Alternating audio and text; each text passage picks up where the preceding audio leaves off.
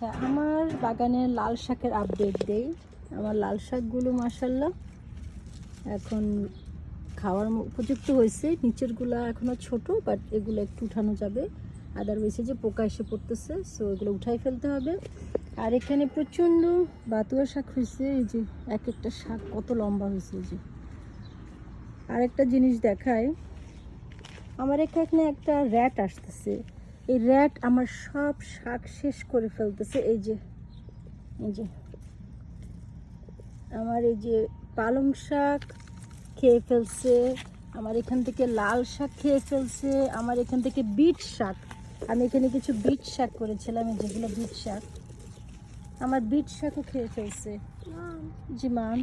So এই মাউসটাকে আমি কি করা যায় আমি এখনো জানি না। এই প্রথম আমার গার্ডেনে এসে সব খেয়ে ফেলতেছে। স্পেশালি যে শাক তো খাচ্ছে, আমার সব ছোট ছোট চারাগুলোও খেয়ে ফেলতেছে।